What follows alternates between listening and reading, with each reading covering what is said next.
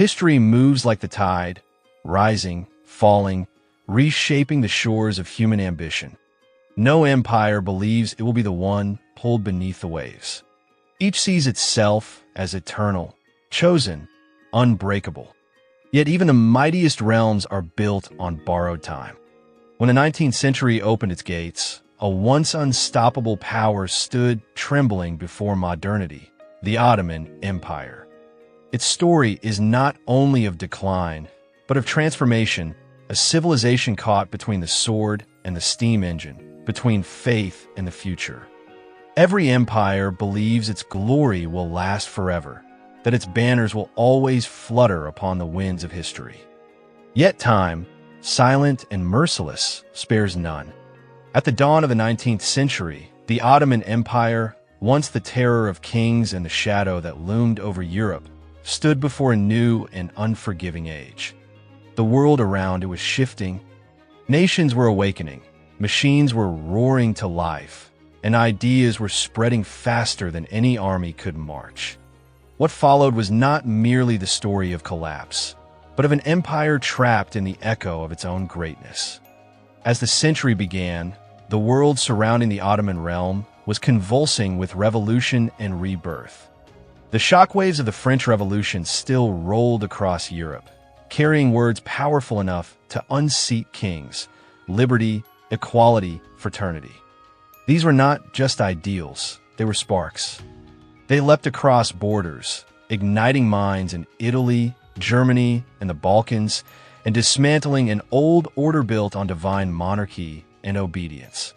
Thrones fell, churches trembled, and empires were forced to face a new and terrifying truth that people, not bloodlines, could command destiny.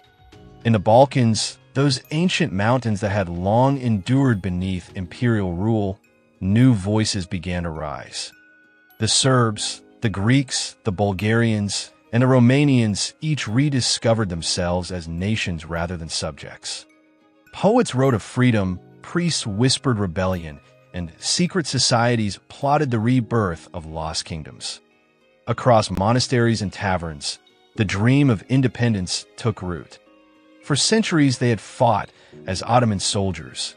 Now, they fought to be free from the Ottomans altogether. Each uprising chipped away at the empire's authority while European powers watched carefully, waiting for the moment to seize advantage. Meanwhile, to the west, another kind of revolution was transforming the world, one not fought with swords or banners, but with engines and steam. In the factories of Britain and France, men harnessed iron, coal, and fire to create machines that could outproduce entire nations.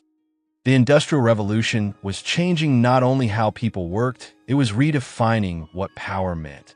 Steamships replaced galleys, rifles replaced sabers. Production became dominance, and dominance became empire.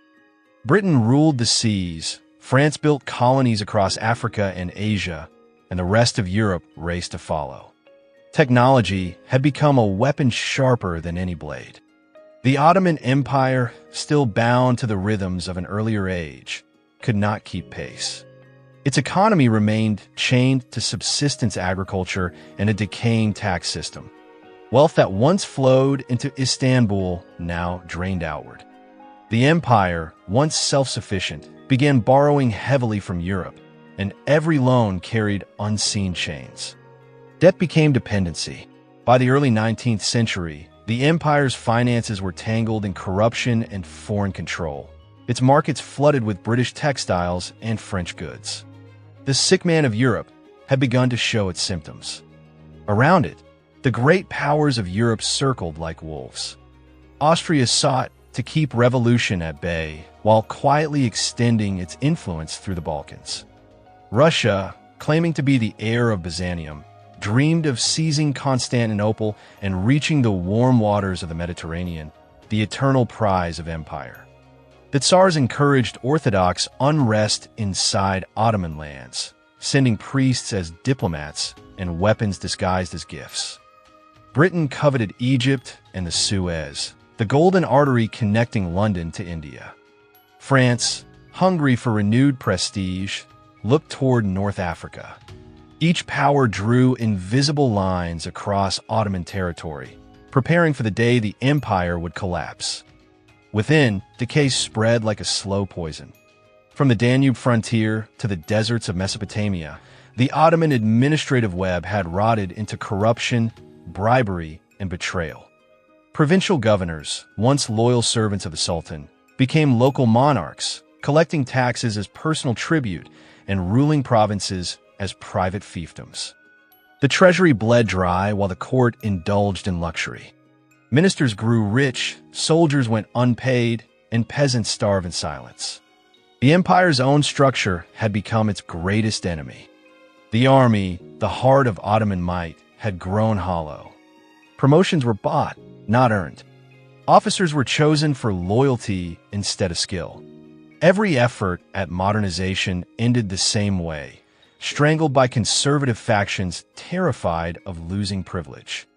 Reformers who looked westward found themselves crushed by the old guard. Tradition, once a source of pride, became a prison.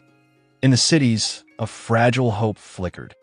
Intellectuals spoke of renewal, of education, law, and science, dreaming of a reformed state that might rise again.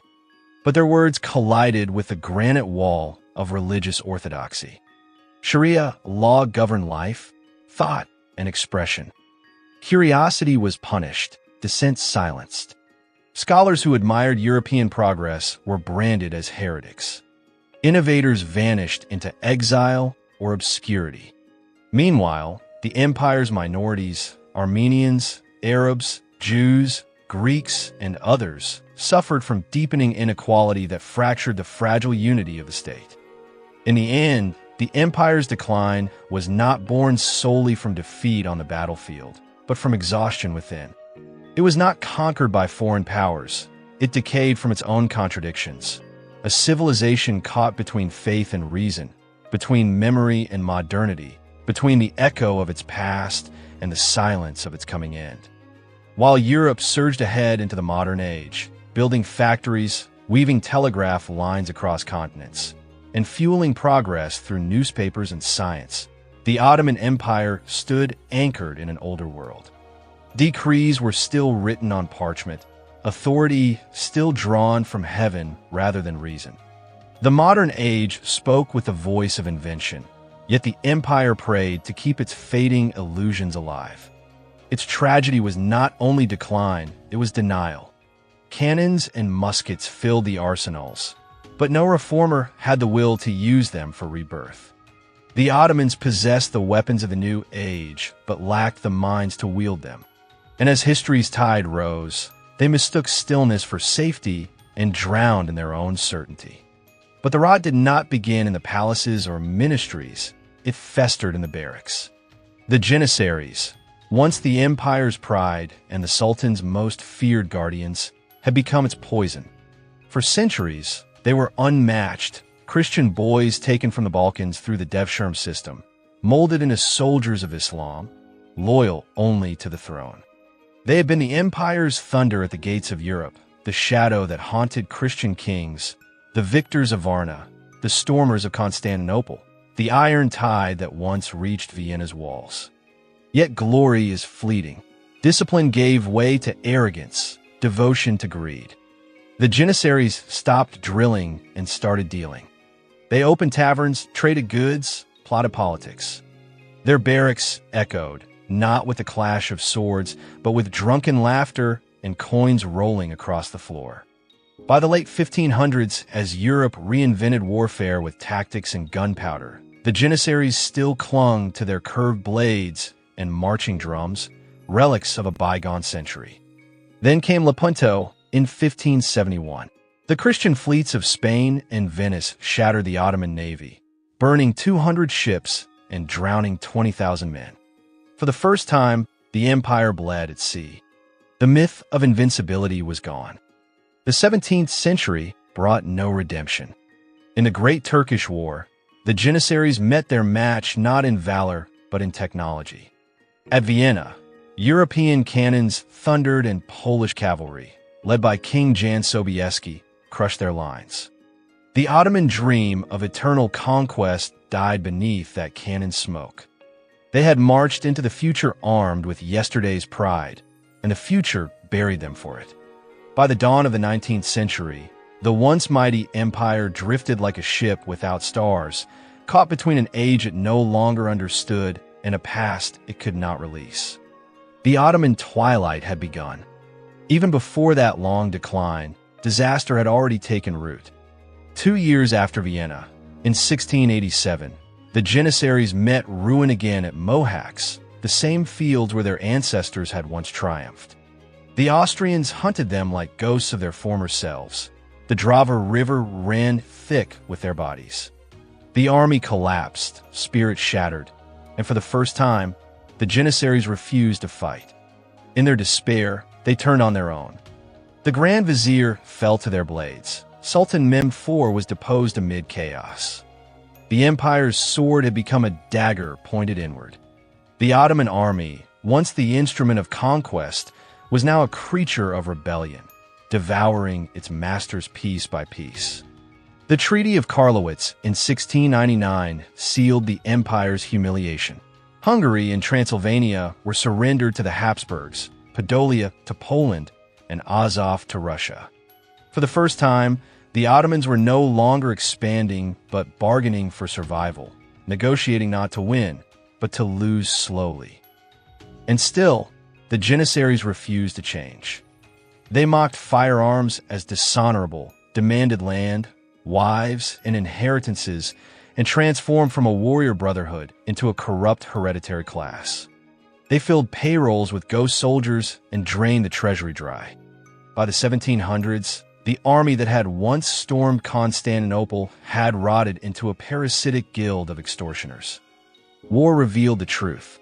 During the Russo-Turkish conflict of 1710-1711, when the Russians were trapped on the Pruth River, the Janissaries would not strike. A chance to crush Russia vanished, not through defeat, but through apathy. They no longer fought for faith or empire, only for profit. When Sultan Ahmed III tried to modernize his forces after the Treaty of Passarowitz in 1718, the Janissaries answered not with loyalty, but with fire. In 1730, they rose in rebellion under Patrona Halil, murdering reformers, burning presses, and forcing the Sultan from his throne. To them, reform was blasphemy, and progress a sin paid for in blood. The humiliation deepened with time. At Kagul in 1770, 120,000 Ottoman soldiers fled from a Russian army half their size. The Janissaries broke before the battle even began.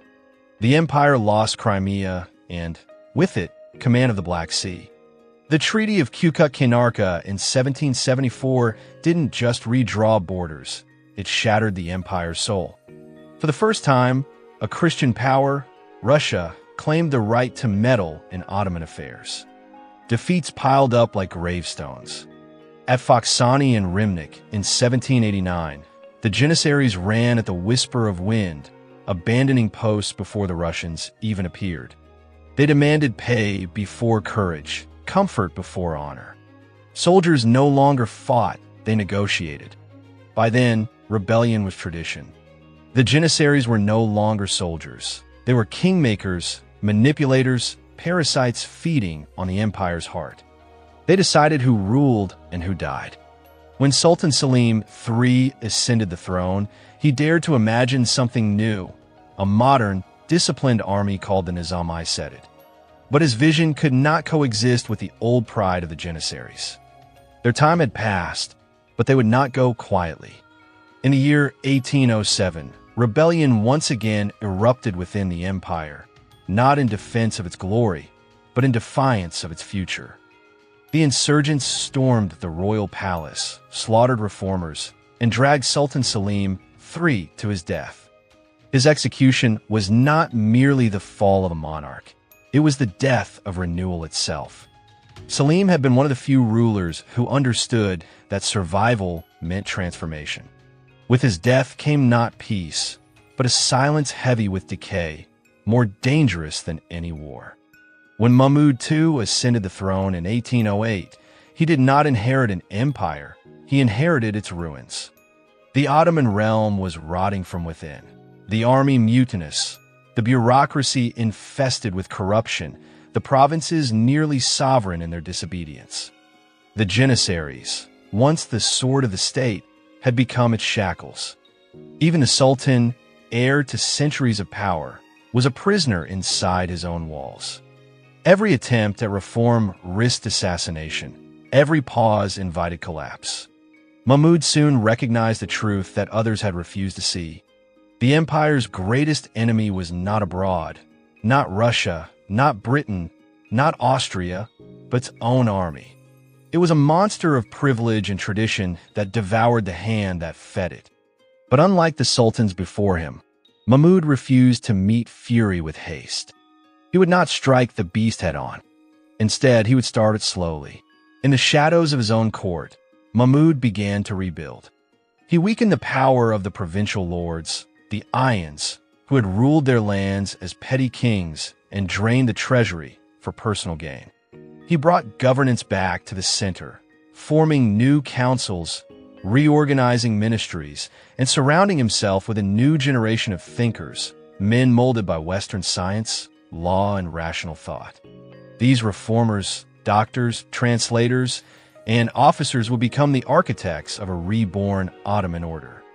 But Mahmud's mission stretched far beyond politics or the battlefield. He sought to remake the Ottoman mind itself. New schools rose from the dust, teaching mathematics, navigation, and engineering, disciplines once alien to imperial thought. A postal system connected distant corners of the realm. Young Ottomans were sent abroad to Paris and London, where they saw a world governed not by bloodlines, but by intellect. For the first time in centuries, the empire began to think and dream again. Yet beneath that fragile light, darkness stirred. The Janissaries watched in silence, their anger ripening like storm clouds over the capital. Mahmud knew he could not yet move against them, not openly. So he waited, careful and cold, weaving his plans strand by strand. His patience was not born of fear, but of foresight.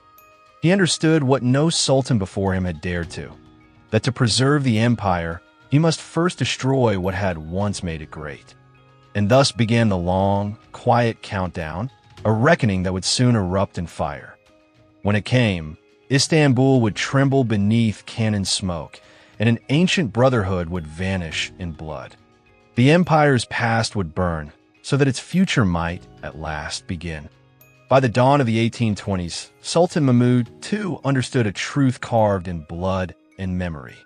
His uncle, Selim III, had paid with his life for daring to change what the old order held sacred. The Janissaries had long proven that any sultan who threatened their grip on power would meet the same fate, another body cast into the palace well. But Mahmud was no reckless idealist. He was deliberate, calculating, and dangerously patient. He would not charge at the Janissaries. He would let time and their own arrogance destroy them. For years, he wore the mask of obedience. He saluted their ceremonies, praised their loyalty, and marched beside them in processions as if nothing had changed. Outwardly, he was the faithful guardian of Ottoman tradition. But behind the gilded doors of Topkapi Palace, a quiet storm was gathering. Mahmud was not simply building an army. He was reimagining the empire itself. He sent the brightest minds of his generation to Europe, to Paris, Vienna, Berlin, where they studied mathematics, engineering, and the art of modern warfare. When they returned, they carried more than books and sketches. They brought ideas, the discipline of European armies, the order of bureaucracy, the logic of education. Mahmud had their discoveries translated into Turkish and spread through the empire. Merit, not bloodline, began to shape destiny.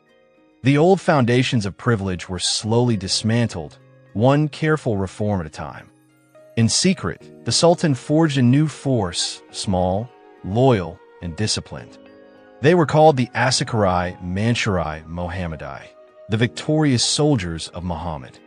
Unlike the aging Janissaries who prayed before battle but scattered at the roar of cannon, These men were trained with precision, clad in European-style uniforms, and bound by loyalty to Mahmud alone. They were the empire's future and the Janissaries' doom. For centuries, the Janissaries had ruled Istanbul in everything but name.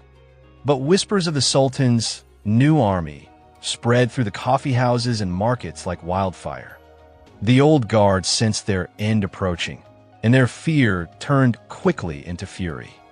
In June of 1826, they gathered once again at the Etmi parade grounds, their ancestral seat of rebellion, demanding that the Sultan abolish his reforms and disband the new corps. But this time Mahmud was ready. The walls that once trembled before them now stood firm. At dawn on June 15th, thunder rolled across Istanbul, not from the sky, but from the palace cannons.